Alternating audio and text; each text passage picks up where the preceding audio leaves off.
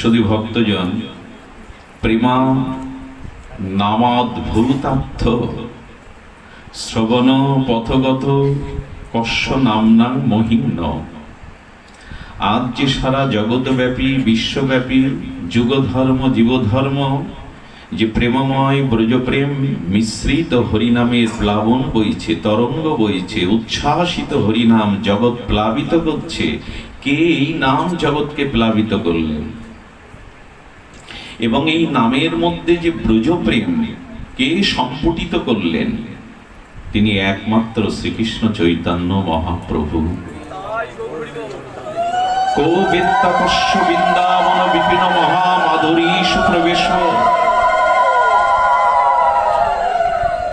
কে আমাদের প্রেমের উজ্জ্বল দীপ জ্বালিয়ে আর এই কলিহত জীবের সুপ্ত নিদ্রা ভঙ্গ করে প্রেমের প্রদীপ জ্বালিয়ে শ্রীধাম বৃন্দাবন বিপিন মাধুর্য রাধা মাধবের যুগল মন্দিরে কে পৌঁছে দিলেন? একমাত্র শ্রীকৃষ্ণ চৈতন্য মহাপ্রভুর। পূর্বে বৃন্দাবন সম্পর্কে কারো ধারণাই ছিল না, লুপ্ত ছিল বৃন্দাবন, কণ্টকাকীর্ণ জঙ্গলাকীর্ণ।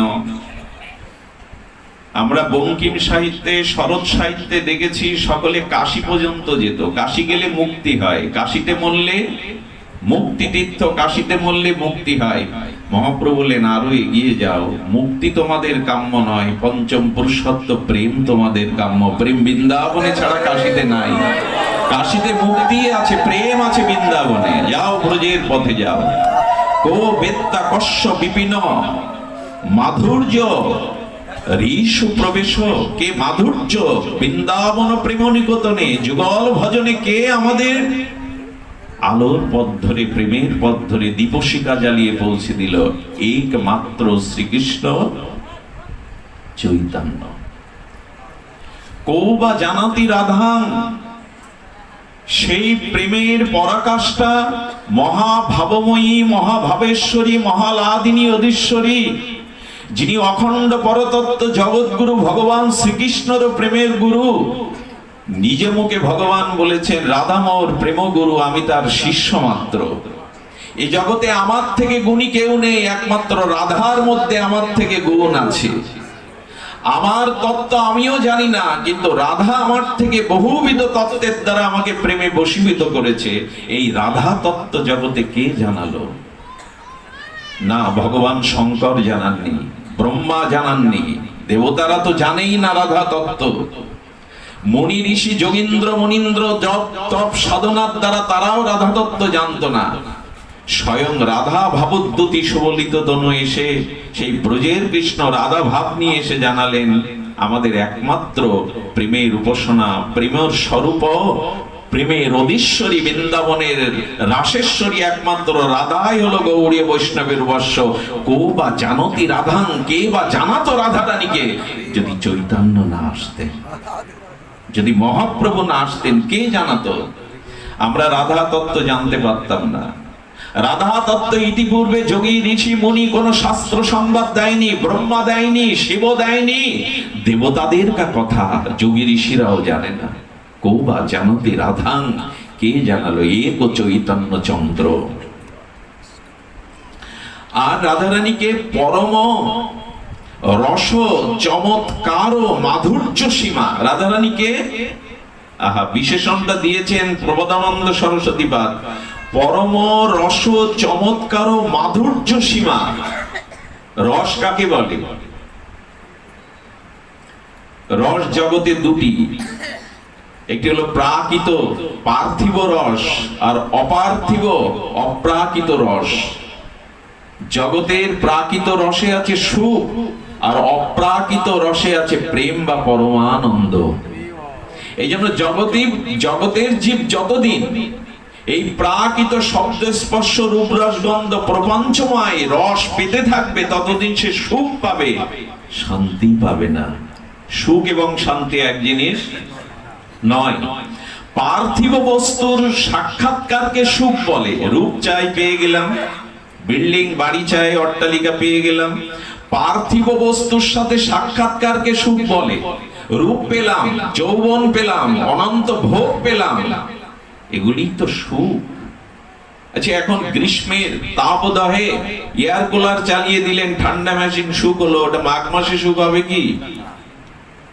যে রূপের নেশায় মেতে উঠলাম, স্ত্রীর প্রতি আসক্তিতে মোহিত হলাম, দুদিন পর সেই স্ত্রীর বাস্তব চরিত্র দেখে আমি দুঃখ বিষণ্ণ বেদনায় আত্মহত্যা করলাম। আজকে যে বস্তু সুখ দিচ্ছে, প্রাকৃত জগতে আগামী দিন সেই তোমাকে দুঃখ দেবে, কারণ এটা অনিত্যম, এটা অসুখম, এটা অসুখের দ্বারা তৈরি, অনিত্য দ্বারা তৈরি।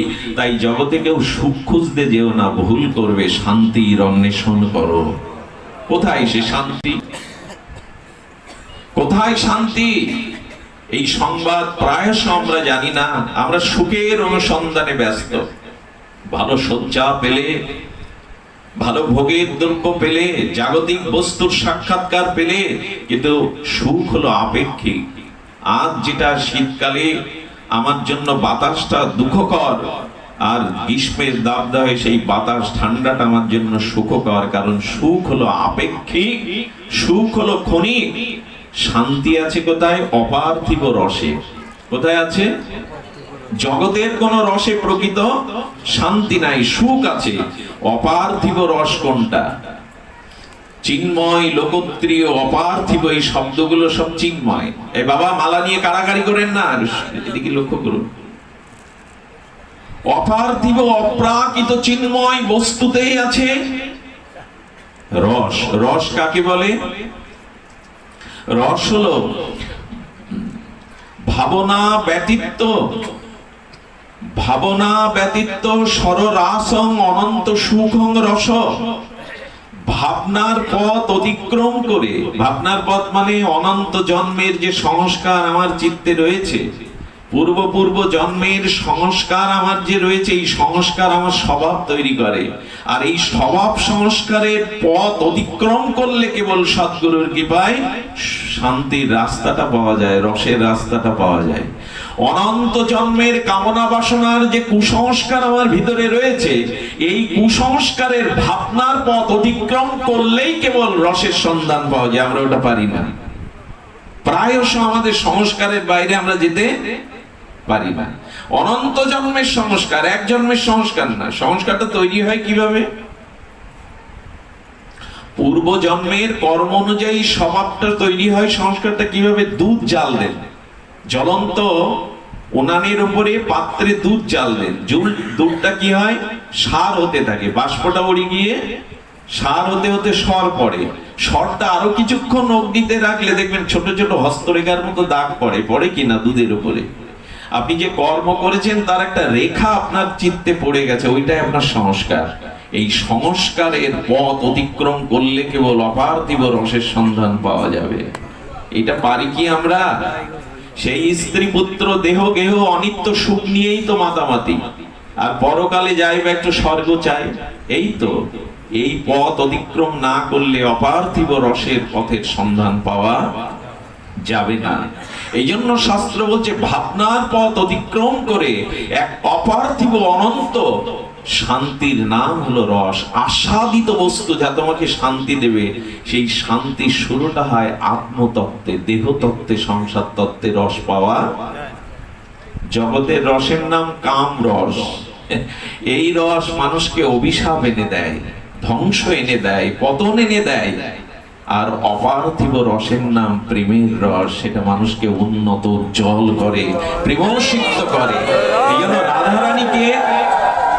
রাধারানী হলো অপার্থিব চিন্ময়, লোকত্রিয়, পরম রস, সার, চমৎকার, মাধুর্য সীমা। কি বিশেষণ মহাজনের!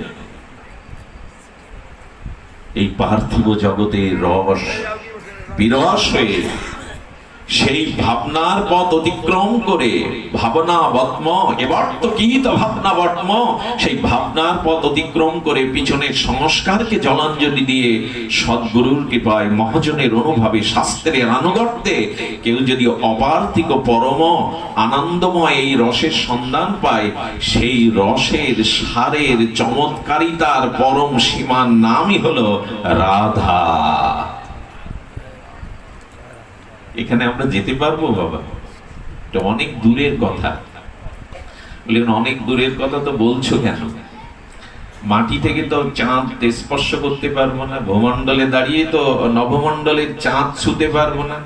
বলে চাঁদ ছুবে কেন, চাঁদ স্পর্শ করবে কেন?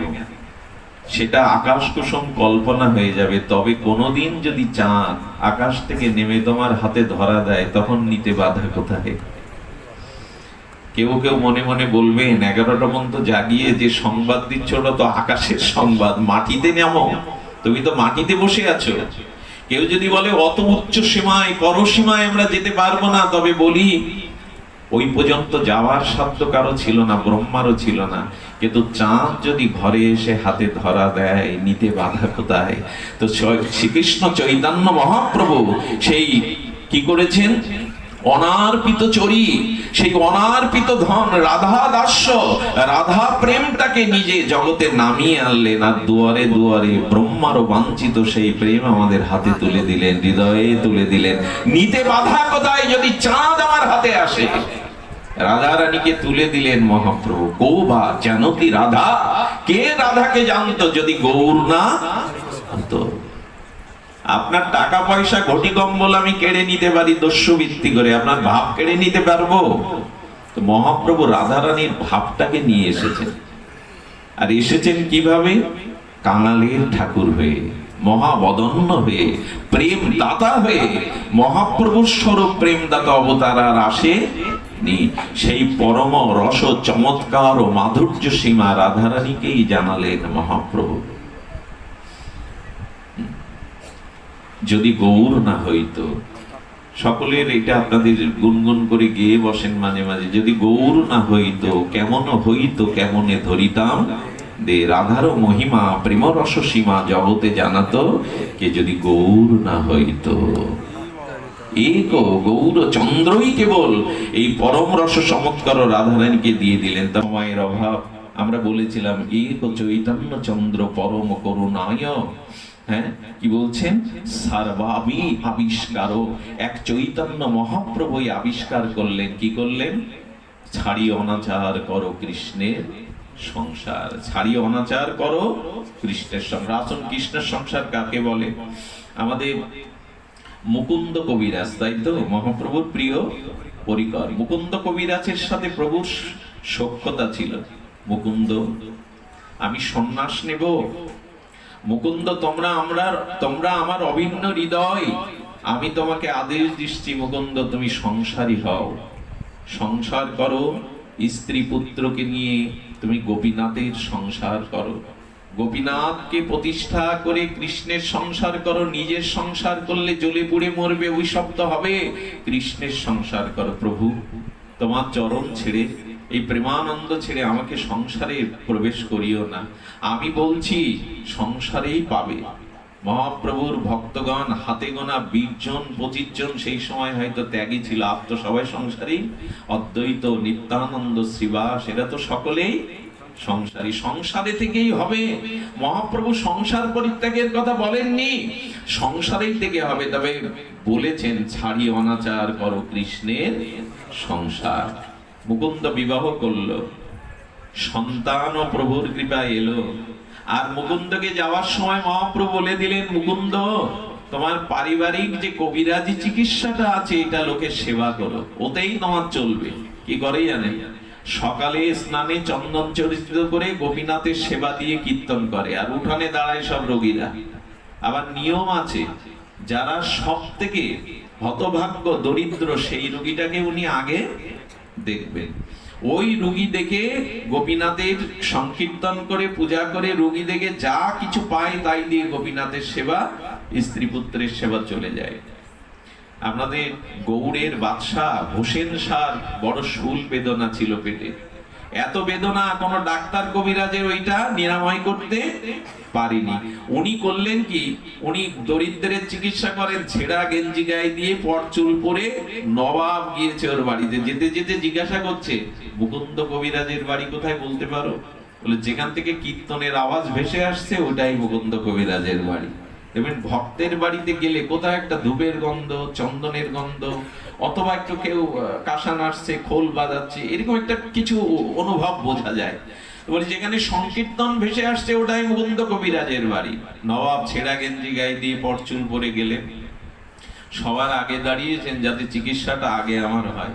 ছেঁড়া গেঞ্জি, যেই মুকুন্দ কবিরাজ গোপীনাথের চরণে চর্চিত দিয়ে সুমধুর সুরলহরীতে গোপীনাথকে আনন্দ দিয়ে বাইরে এসে বললেন, তোমাদের মধ্যে যে আগে কাঙাল এসো, মহাপ্রভু বলেছে কাঙালের সেবা করতে, আমাকে এই দায়িত্ব সেবা দিয়েছেন।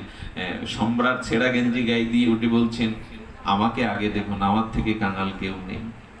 তবে এখানে চিকিৎসার একটা নিয়ম আছে গো, এই ধুলাতে আগে আপনার জামা খুলে গড়াগড়ি দিতে হবে।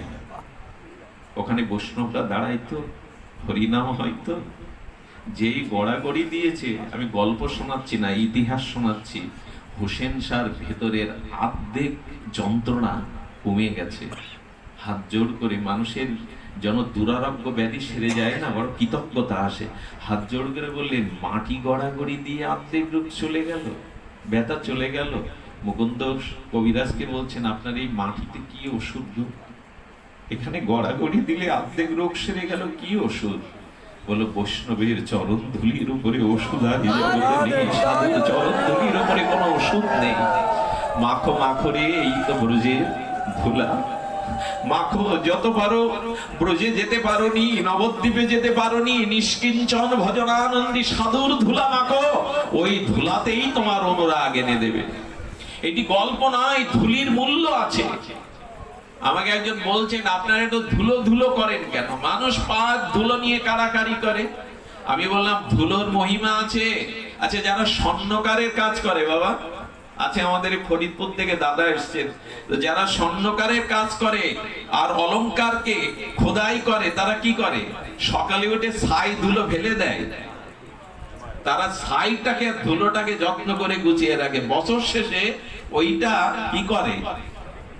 ওইটা বিক্রি করে। যদি ওর, আচ্ছা, ধুলোর মধ্যে ছায়ের মধ্যে সোনার কণা আছে কি নাই, তাই যদি ধুলো ছায়ের এত আদর হয়, যার অন্তরে সর্বদা ভগবানের নামের প্রবাহ গঙ্গা বইছে, যিনি শুদ্ধ চরিত্রবান, তার ধুলিতে কিছু পাওয়া যাবে না কেন? স্বর্ণকার যদি ছাই জোগাড় করে তার থেকে কিছু পায়, ধুলি জোগাড় করে কিছু পায়, যার হৃদয়ে ভগবান বিরাজিত, যার মদনে সর্বদা নিরন্তর অবিচ্ছিন্ন তৈলধারা ভগবান স্মৃতি বইছে, তার চরণ ধুলির মধ্যে মহিমা আছে। এই ধুলি ব্রহ্মাও বাঞ্ছা করে, ব্রজের ধুলি। বলেন, এই ধুলিতে ঔষধ আছে। বললেন, আরেকটু ঔষধ দিন। যেই গালে দিয়েছে গোপীনাথের নাম করে, আর তার পুরোপুরি, তখন তিনি পরিচয় দিয়ে বললেন, আমি গৌড়ের বাদশাহ হোসেন শাহ। নমস্কার করে বললেন, আপনি ছলনা করলেন কেন? বললেন, দরিদ্রকে ছাড়া তো তুমি আবার চিকিৎসা করো না, তো তোমাকে এখন রাস চিকিৎসক হতে হবে। আমি তোকে রাস চিকিৎসক মানাও, ক্ষমা করবেন, আমার মহাপ্রভু বলেছেন দরিদ্রকে সেবা করতে, আমি রাস চিকিৎসক হতে পারবো। এই দেখুন, একজন নবাব তাকে বড় পদ দিতে চাইছে আর বলছেন, আমার মহাপ্রভুর আদর্শ আমি ত্যাগ করতে পারবো না। তবে রাজা ঈশ্বরের ঐশ্বর্য প্রকাশ, আপনি বললে আমি ছুটে যাব যখন আপনার প্রয়োজন হবে, কিন্তু আমি রাস চিকিৎসক হতে। মহাপ্রভুর ভক্তগণের কি দৈন্য দেখুন, কি আদর্শ দেখুন। চিকিৎসা করতে করতে গোপীনাথের চরণে পরের দিন সকালে তুলসীকে বলে একটা দিয়েছে, আর একটা হাতে তুলতে যাবে, এক বালক এসে কাঁদছে, কবিরাজ আমার মা মারা যাচ্ছে, শ্বাস উঠেছে, এক ফোঁটা ওষুধ দিন না, চলুন না। যেই বলেছে তুলসীটি আর দেওয়া হয়নি। গোপীনাথ মহাপ্রভুকে বলছেন, প্রভু কেন এই দায়িত্ব দিলে? গোপীনাথের সেবা দিলে, আবার চিকিৎসা দিলে, এখন এই সেবা তো হলো না, একটা তুলসী পাতা দিতে পারলাম না, আমাকে তো যেতেই হবে। সঙ্গে সঙ্গে তুলসীটা রেখে যখন ব্যাগ নিয়ে যাচ্ছে, এই মুকুন্দ কবিরাজের যে ছেলেটা মহাপ্রভুর কৃপায় পেয়েছিলেন, রঘুনন্দন, 5 বছর বয়স, রঘুনন্দন সামনে দৌড়ে দেখে বলছে, শোন রঘুনন্দন, বাবা আমি তো একদিন থাকবো না, আমার গোপীনাথের সেবা তো তোকেই করতে হবে। ভোরবেলা কোলে বসিয়ে আর গীতা ভগবত শোনাতেন আর বোঝাতেন, আমি যেদিন থাকবো না, এই গোপীনাথকে তুই সেবা দিবি বাবা, যা না ঠাকুর ঘরে যা, দুটো নাড়ু ভোগ লাগিয়ে গোপীনাথের চরণে একটা তুলসী পাতে দে, পারবি না বাবা? হাত জোড় করে রঘুনন্দন বলছে, বাবা আমি যে মন্তর জানি না, মন্ত্র হচ্ছে না, মন্তর, বাচ্চা তো, কি বললি আবার বল? মন তোর জানি না, বলে মনটা যদি তোর থাকে তাহলে অনেক মন্ত্রের থেকে সেটা শ্রেষ্ঠ। মনটা তোর রেখেই দে, অন্য মন্ত্র লাগবে না, মনটা তোর রাখ। মা তিলক মালা করিয়ে দিয়েছে, ধুতি পরিয়ে দিয়েছে ছোট তিলক মালা, দাদার সঙ্গে ঊর্ধ্বমুণ্ড তিলক দিয়ে গোপীনাথের জন্য নাড়ু দিয়ে বলছে, শোন আজ প্রথম যাচ্ছিস, শেখাই তো আমরা সন্তানদের, শেখাই না? পড় আর পড়, ডাক্তার হ, মাস্টার হ, ইঞ্জিনিয়ার হ, ঠাকুর ঘরে ঢোকায় না, তুলসী দেওয়া প্রসাদ দেওয়া শেখায় না। এই দেখুন মহাপ্রভুর আদর্শ, মহাপ্রভুর পরিকরগণের আদর্শ। মা ভালো করে বুঝিয়ে দিলেন, গোপীনাথকে সেবা করবি, আজ প্রথম যাচ্ছিস গোপীনাথের কাছে, ভুল যেন না হয়। মন্দিরে প্রবেশ করেছে, নাড়ুর থালাটা রেখে তুলসী পাতা দিয়ে প্রথমেই বলছে, আমি বাবার মতো মন্ত্র জানি না, স্তুতি জানি না, কিন্তু গোপীনাথ আমার বয়স 5 বছর, আমি শিশু, মা বাবার মর্যাদা রাখতে আজ তুমি আমার কাছ থেকে প্রসাদ নাও, এইটুকু তো দয়া করো। আমি মন্ত্র জানি না, কিন্তু এইটুকু তো কৃপা করো। রঘুনন্দন তখন বলছেন, কি বোকা আমি, মন্দিরের দুয়ার আগলা উন্মুক্ত, আগলা দুয়ারে কি ভগবান কারো হাতে খায়? মন্দিরের দুয়ার এটে দিয়েছে, খিল লাগিয়ে দিয়েছে। দেওয়ার পর বলছেন, এবার তো কেউ দেখছে না, নাও এবার অন্তত নাও, এবার তো কেউ দেখছে না। বললেন, আমি আবার বোকামি করছি, তোমার হাতে বাঁশি আছে গোপীনাথ, বাঁশি হাতে থাকলে কেউ খেতে পারে? বাঁশিটা ছাড়িয়ে নিয়েছে, খাও গোপীনাথ। ঠাকুর ঘরে ভোগ রাখ দিয়ে শুধু ঘন্টা নাড়লেই হয় না, ব্যাকুলতা চাই। মনে মনে ভাববেন, এই বুঝি মহাপ্রভু এলেন, এই বুঝি তার রাতুল চরম দোকানা ধোয়ালাম, এই বুঝি তাকে আসনে বসালাম, এই বুঝি নিতাইয়ের মুখে প্রভু কিছু তুলে দিল, নিতাই মহাপ্রভুর মুখে তুলে দিল। এরকম ভাবনার জগতে, ভাবের জগতে হারিয়ে গেলেই না ভাবটাই জনার্দন গ্রহণ করে। কি করলেন গোপীনাথ? তখন বলছেন, যদি না খাও আমি কিন্তু তোমায় ছেড়ে দেব না। ভালোবাসা না থাকলে অভিমান আসে, তার প্রতি অনুরাগ না থাকলে অভিমান আসে। শোনো, আমি নিষেধ করছি, বারবার বলছি তুমি খাও, আমি মায়ের কাছে বাবার কাছে কি জবাব দেব? আচ্ছা তুমি খাবে না তো? মাথাটা সঙ্গে সঙ্গে বেদির উপরে, পাথরের বেদির উপরে আঘাত করতে শুরু করেছে। ওখান থেকে ফেটে রক্ত দরদর করে যখন বয়ে যাচ্ছে, গোপীনাথ চিন্তা করলেন, আমার জন্য এই ব্যাকুল চিত্ত শিশুটি যদি মারা যায় আমি কি জবাব দেব? সঙ্গে সঙ্গে প্রকট গোপীনাথ প্রকট হয়ে হাত এঁটে ধরে বলছেন, গোপী রঘুনন্দন, রঘুনন্দন আর মাথা খুঁটো না, দাও এবার আমার মুখে তুলে দাও। ও, তুমি বুঝি আঘাত না পেলে আসতে চাও না? হ্যাঁ, রক্ত কেন ঝরালে? আগে আসবে তো, রক্ত কেন ঝরালে? এই কষ্টটা কেন দিলে? গোবিন্দ মনে মনে বললেন, আমার জন্য ব্যাকুল না হলে যে আমি আসি না।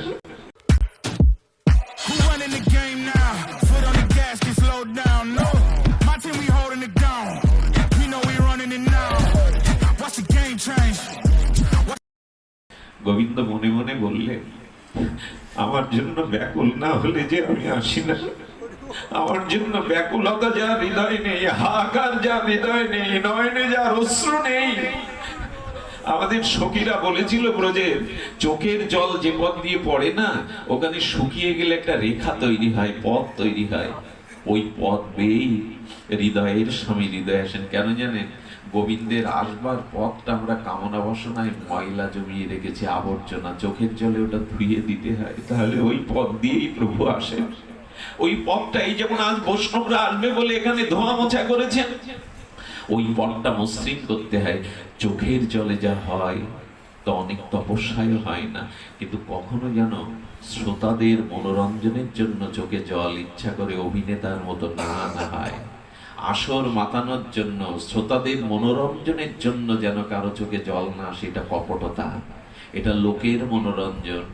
গোপনে সংগোপনে যদি ঈশ্বরের কাছে দুপুরে অশ্রু নিবেদন করা যায়, এর থেকে বড় উপচার আর জগতে নাই। আমাদের গৌরী ভজনটা তো চোখের জলে। নবদ্বীপ চন্দ্র মহাপ্রভু, বিষ্ণুপ্রিয়া দেবী, সচিমা সারা জীবনই তো চোখের জল ফেলেছেন, তাদের অন্য আর কি দিয়েছেন? চোখের জলই। রঘুনন্দন তুলে দিতে লাগলেন গোপীনাথের বদনে, তুলে দিতে দিতে দিতে দুটো আছে। কিরে রঘুনন্দন, তোর হাতে নাড়ু বড় ভালো লাগছে, তাই বলে সব আমাকে পাবি? হা কর। হ্যাঁ, গোপীনাথ মুখটা টিপে ধরে ওর গালে দুটো দিয়ে দিয়েছেন। যে আমাকে সেবা দেয় না তাকেও আমার হাতে করে সেবা করতে বড় স্বাদ হয়। হ্যাঁ, রঘুনন্দনের দিলে দিয়ে বলছেন চলে যাক, মাথায় হাত দিয়ে না এটা মুছিয়ে দিলেন, দাগ আর থাকলো না। তবে মাকে এই ঘটনাটা, বাবাকে এই ঘটনাটা বলবি না, বলবি গোপীনাথ গ্রহণ করেছে। গোপীনাথ মা আসার পরে বলে, কিরে রঘুনন্দন, প্রসাদ কোথায়? থালা ভর্তি প্রসাদ দিলাম নাড়ু। মনে পড়ছে এই কথা, গোপীনাথ বলে দিয়েছে, গোপীনাথ গ্রহণ করেছে, ওইটুকু বলবি, আর কিছু বলবি না। মা মনে মনে হাসলেন। হ্যাঁ, গোপীনাথের জন্য বানানো প্রসাদী নাড়ু তো স্বাদে সব খেয়ে ফেলেছে। রাত্রে বলছেন রঘুনন্দন সেবায় গিয়েছিল, মন্দিরে গিয়েছিল। রঘুনন্দনের মা বলছেন হ্যাঁ গিয়েছিল, কিন্তু নাড়ু সব নিজেই খেয়েছে। তা তো হতে পারে না। শোন, সকালবেলা বলছি রঘুনন্দন শোন, নাড়ু কি করেছিলি? বলেন গোপীনাথ গ্রহণ করেছে। উনি মনে মনে চিন্তা করতে লাগলেন, আমারই তো সন্তান, মিথ্যা বলা তো আমি ওকে শেখাই না। কিছু ঘটে গেল না তো? কিছু ঘটলো না তো? দুপুরে ও কি করেছে, দুপুরে কিছু ঘটেছে কি না এই কৌতূহলে বলছেন, আমি আজও চিকিৎসায় যাব, আজও তুই নাড়ু নিয়ে যা মন্দিরে, আজও এরকম করে সেবা দিবি, দায়িত্ব তো তোর, আমি চলে গেলে দায়িত্ব তো তোরই, যা যা। মন্দিরে প্রবেশ করে অন্তরালে লুকিয়ে আছে মুকুন্দ কবিরাজ। মন্দিরে গিয়ে আবার দরজা বন্ধ, আবার সেই মাথা কোটা, আবার সেই কণ্ঠস্বর, রঘুনন্দন নাড়ু দে। যেই বলেছে, এই কার কণ্ঠস্বর? এমন কণ্ঠস্বর তো কখনো শুনিনি। মন্দির ভেদ করে ভেতরে যাওয়ার সাথে সাথে যে নাড়ুটা হাতে দিয়েছিল রঘুনন্দন গোপীনাথের, ওটা পাথর হয়ে গেল। আজও সেই নাড়ু গোপীনাথের হাতে। চরণে লুটিয়ে পড়লেন। পরবর্তীতে ছেলেকে বুকে জড়িয়ে ধরে একদিন মহাপ্রভু সামনে এসেছিলেন। মহাপ্রভু স্মিত হেসে বলছেন, মুকুন্দ, এ তোমার কি হয়? তুমি বাবা না ও বাবা? কে কার বাবা, কে কার পুত্র? এটা প্রশ্ন করা যায়? বাবাকে আর ছেলেকে দেখলে কোনো জ্ঞানী কি প্রশ্ন করে তোমাদের বাবাকে আর ছেলেকে? মহাপ্রভু বলছেন, রঘুনন্দন, মুকুন্দ সরকার, তোমাদের ভিতরে বাবাকে পুত্রকে? হ্যাঁ। মুকুন্দ কবিরাজ চরণে লুটিয়ে পড়ে বললেন, প্রভু, আমার বাবার পরিচয় জানতে চাইছো? রঘুনন্দনকে বুকে জড়িয়ে ধরে বলছেন, আমার বাবা রঘুনন্দন, আমি ওর পুত্র। কেন বলছো ও তো তোমার পুত্র? যে আগে ভগবান পায়, যে আগে গোবিন্দ পায়, সেই তো বাবা হয়। যে আগে ভগবান পায় সেই তো বাবা হয়। প্রভু, প্রভু, আজ থেকে আমার রঘুনন্দনই আমার বাবা, আমি ওর পুত্র। মহাপ্রভু পিতা পুত্রের এই মিলন দেখে, আনন্দ দেখে প্রভুর চোখে জল এসে গেল। প্রভু বললেন, এই তো কৃষ্ণের সংসার, এই তো আদর্শের সংসার। আমি আপনাদের এইটুকু নিবেদন করব, ঘরে ফিরে যান। জীবনের আয়ু বড় সীমিত হয়ে আসছে। কখন কোন দুরারোগ্য ব্যাধিতে আক্রান্ত হয়ে জগতে বিদায় নেব জানি না। যাওয়ার আগে অন্তত একটু কাজ করে যান, কাজ সেরে যান যে দায়িত্ব নিয়ে এসেছিলেন। একটু গৌর গোবিন্দকে, একটু রাধা মাধবকে অন্তরের নিংড়ান ও শ্রদ্ধা ভালোবাসা দিয়ে জীবনকে ধন্য করুন। কৃষ্ণ ভজন ব্যতীত, ভগবত ভজন ব্যতীত সংসারে শান্তির কিছু নাই, আনন্দেরও কিছু নাই। এখানে যারা এই গভীর রাত্রে যে এখন পিন পতন নীরব একটা স্থান জানেন, একমাত্র সাধু সঙ্গ, ভগবত সঙ্গই জীবের এই চিত্তে বিশুদ্ধ আর প্রকৃত শুদ্ধ ধারা এনে দিতে পারে। আমি খুব বিশ্বাস করি। এখানে বৃক্ষগুলো কি বলছে জানেন? ওগো, তোমরা এখান থেকে চলে যেও না, হরি কথা থামিও না। আমরা বৃক্ষকুলে এসেছি, আমাদেরও প্রাণ আছে, অনুভব আছে, কিন্তু কৃষ্ণ বলবার সুযোগ পাইনি। তোমরা কৃষ্ণ কথা শোনাও। প্রতিটা বৃক্ষ আজ প্রার্থনা করছে, তোমরা কৃষ্ণ কথা শোনাও, আমরা আগামী জন্মে যেন মানুষ হয়ে ভজন করতে পারি। কত কুঠারের মধ্যে পাখিগুলো বলছে, ওগো তোমাদের হরি কথা হরি নাম আমাদের কানে আসছে, আমাদের তো উদ্ধার নেই, আমাদের তো ভজন নেই, তোমরা এই কৃষ্ণ কথা বলে আমাদের উদ্ধার করো। পশু পক্ষী স্থাবর জঙ্গম যাদের বাতাসেও হরি কথা যায় তারাও কল্যাণ পায়, তারাও মুক্তি পায়, তারাও আগামী জন্মে সৌভাগ্য পায় ভজনের। আজ বৃক্ষলতা গণ্য পশু পাখি তারাও হরি কথা ভাগবত কথাতে প্রেমানন্দ লাভ করেন। আমরা কবে প্রেম পাবো, আমরা কবে আনন্দ পাবো? আমাদের চিত্তে কি করে আর এই ভগবত ভক্তির উন্মেষ হবে? তার একমাত্র করুণা প্রেম নামদ্ভুত তত্ত্ব শ্রবণ পথগত। কবে কবে মহাপ্রভুর এই দিব্য হরিনাম হরি কথা আমার কর্ণপদ দিয়ে প্রবেশ করবে? কবে সাধু মুখে হরি কথা আমার কর্ণ দিয়ে হৃদয়ে প্রবেশ করবে? প্রবেশ করলেই আমার আসক্তি, আমার প্রীতি, আমার আকুলতা, আমার ব্যাকুলতা জাগবে। তাই আপনাদের কাছে নিবেদন, আসুন জীবনের যে কটা দিন আর অবশিষ্ট আছে, কটা দিন আছে জানি না। সুখদেব গোস্বামীর প্রশ্নে বড় আনন্দ, সুখদেব গোস্বামী বড় আনন্দ পেয়েছিলেন পরীক্ষিত মহারাজের প্রশ্নে। পরীক্ষিত মহারাজ এই প্রশ্নই করেছিলেন, আসন্ন মৃত্যুন্মুখ জীবের করণীয় কি? যাদের মৃত্যু আসন্ন তাদের করণীয় কি গুরুদেব আপনি বলুন। আচ্ছা, পরীক্ষিতের 7 দিনে মৃত্যু, আমাদের কয় দিনে? রবি সোম মঙ্গল বুধ বৃহস্পতি শুক্র শনি, এর বাইরে নতুন দিন শুরু হবে কি? নতুন কোন দিন হবে কি আমার জন্য? আমারও তো এই 7 দিনেই মৃত্যু। আচ্ছা, ওনার অভিশাপ ছিল দক্ষক দংশনে বিপ্র অভিশাপে মরবে। আমাদেরও মাথায় অভিশাপ আছে, সেই মৃত্যুরূপ সাপও আমাকে দংশন করবে। অভিশাপটা জন্মের সাথে সাথে আমার মাথায় আছে, আসে না মৃত্যুরূপ সর্প? তাহলে এখন পরীক্ষিত মহারাজ জেনেছিলেন 7 দিন বাকি আছে, আমি তো জানি না 7 দিন কেন, 7 ঘন্টা কেন, 7 সেকেন্ড বাকি আছে কিনা। উঠে পড়ে লাগা দরকার নয়? আমার খুব বারবার মনে হয় চালিতে করে শ্মশানে নিয়ে যায়, অন্ত্যেষ্টিক্রিয়ায় কি নিয়ে যায়? 4 জন কাঁধে করে নিয়ে যায়। তো 4 জন যখন কাঁধে করে, ওই যে মৃত ব্যক্তির লাশটা মাথা নড়ে, পেছন থেকে কি বলে? বলো হরি, বলো হরি। আর ও মাথা নেড়ে কি বলে জানেন? এ জন্মে আমার আর বলা হলো না, আগামী জন্মে হরি বলা জন্ম পাবো কিনা জানি না। এই জন্য কি বলে জানেন? আচার্যরা বলছেন, যে মারা গেছে ওর জন্য বলো হরি না, তোমরা যারা বেঁচে আছো দেখছো দু চোখ বেয়ে যে এই পথ দিয়েই ও শ্মশানে যাচ্ছে, একদিন তোমাদেরও এই পথেই গতি হবে, এখন তোমাদেরও এই পথ দিয়ে একদিন যেতে হবে। তাই তোমরা যারা বেঁচে আছো, শেষের দিনের সম্বল খুচরো পয়সার খই ছড়ানো না। খই ছড়ানো আর খুচরো পয়সা ছড়ালে ভগবানের কাছে যেতে পারবে না, ওটা জগতের সম্বল। আর যদি পরকারে পরম ব্রহ্মের কাছে যেতে চাও, তাহলে পারমাত্মিক সংবাদ হরিকথা হরিনামকে সম্বল করে নাও, হরিকথা হরিনামকে সম্বল করে নাও।